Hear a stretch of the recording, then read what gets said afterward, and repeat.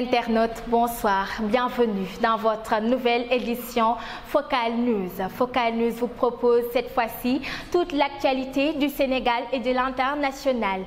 Focal News vous propose l'hécatombe en haute mer. Et les Échos informent que des dizaines de morts vendredi suite à l'explosion d'une pirogue transportant de jeunes compatriotes qui voulaient fuir le Sénégal. Le journal raconte qu'à Mbour, un convoyeur arrêté, ses complices s'apprêtaient à envoyer une embarcation vers l'Espagne.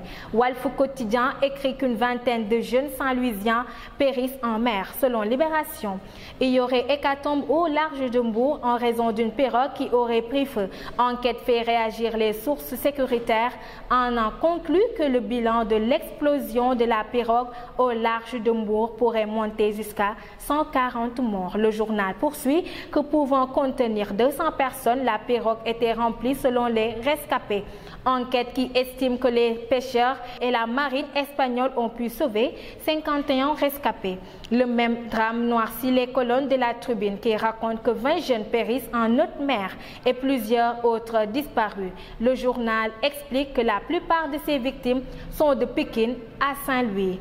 Serigne Mbaye Thiam, le désaveu. Le coup s'abat sur Serigne Mbaye Thiam après qu'il a déclaré ses ambitions de diriger le Parti socialiste. C'est Source A qui nous donne l'information. Les socialistes de Nioro désavouent Serigne Mbaye Thiam dans la tenue des congrès du Parti socialiste. Walf Quotidien informe que dans la bataille pour le contrôle du PS, Serigne Mbaye Thiam perd ses appuis. Dans l'AS, le directeur de cabinet de Aminata Mbengue Ndiaye le clou au pilori. Serigne Mbaye Thiam n'a pas l'étoffe, charge-t-il. La réplique d'un des proches ne s'est pas fait attendre. Mamadou Wane, premier secrétaire national à la vie politique du PS, tend sa secrétaire générale. L'arrivée d'Aminata Mbengue Ndiaye à la tête du parti constitue un accident de l'histoire. Et puis, le débat pour le troisième mandat du président de la République, M. Macky Sall. La Serigne Mansour Sy Djamil disqualifie Macky Sall. Dans la Tribune, le président Abdou Diouf met en garde le président Macky Sall à propos du troisième mandat. Et enquête qui informe qu'Ousmane Sonko fait une nouvelle salve sur les comptes du Trésor public et sur l'enseignement supérieur. Et puis, blocage du dialogue national, le journal Les Échos, Famara Ibrahima Sagna évacue son bureau alors que 7 des 8 commissions n'ont pas encore fini leurs travaux. C'est du sérieux, faudrait pas en faire un fait divers.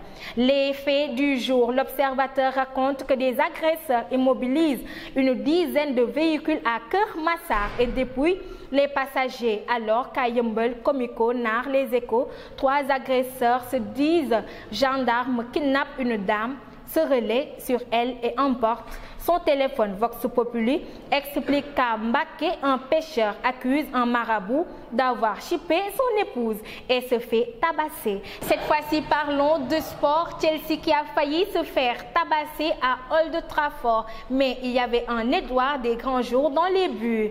Edouard Mendy, le top record, raconte qu'Edouard Mendy écœure Rashford et si lors de Manchester United. Chelsea 0-0. Stade présente Edouard Mendy en sauveur de Chelsea contre Manchester United. Il a fait d'excellentes statistiques avec les Bleus.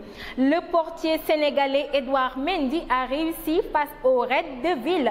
4 arrêts décisifs. Edouard Mendy égale déjà Petre Sèche et Courtois. Solskjaer, coach de Manchester United, explique dans Stade, Edouard Mendy est le vainqueur du match.